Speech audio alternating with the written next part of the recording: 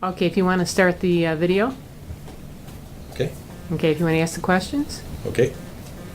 What is your background in labor relations, and how many arbitrations have you tried in your career approximately? Well, I've worked in a number of professions. The one that led me to an interest in labor relations was my work as a manager in the restaurant business.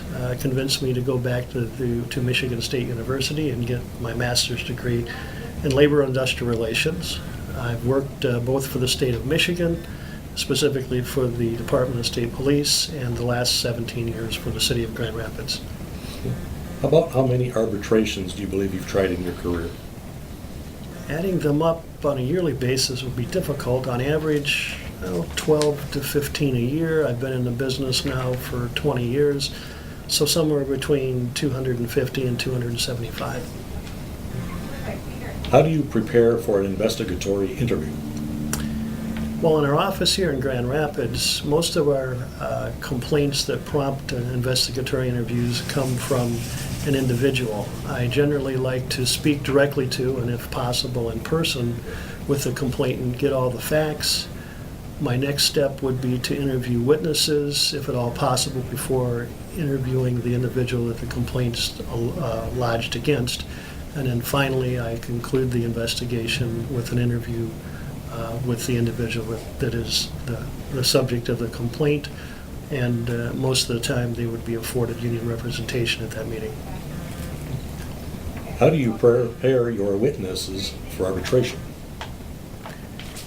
I generally like to sit down with witnesses after reviewing my notes, because most of our arbitrations involving witnesses are either disciplinary or a contract interpretation case where a supervisor or employee is involved. I generally have notes.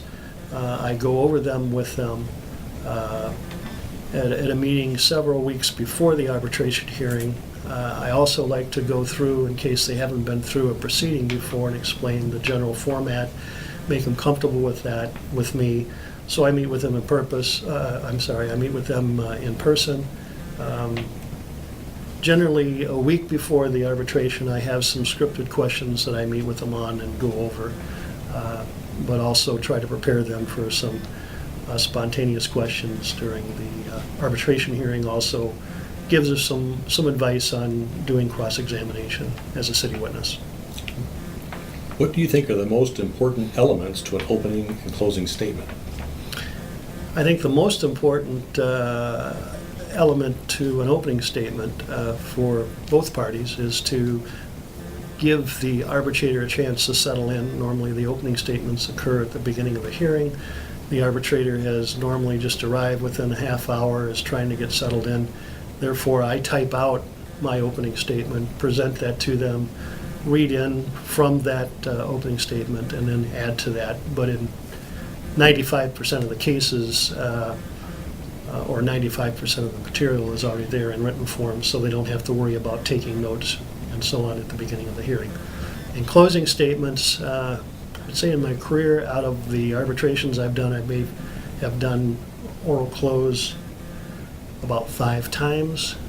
Generally, we do written briefs submitted 30 days after the hearing, and that generally is a brief anywhere between 7 and 15 pages. I normally like to go in order of describing the facts for the arbitrator, so that helps them in doing their decision as far as getting the facts straight, and then go through the city's position and rebuttal of the union's arguments.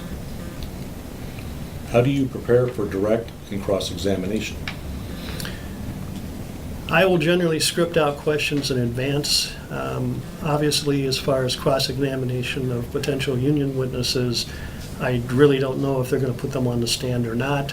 But if I believe that they are going to have a witness, I will script out questions ahead of time, and also make notes to myself on direct as far as questions that I want to throw in, and I kind of mix them back and forth as far as going through a series of questions. What do you look for when you select an arbitrator?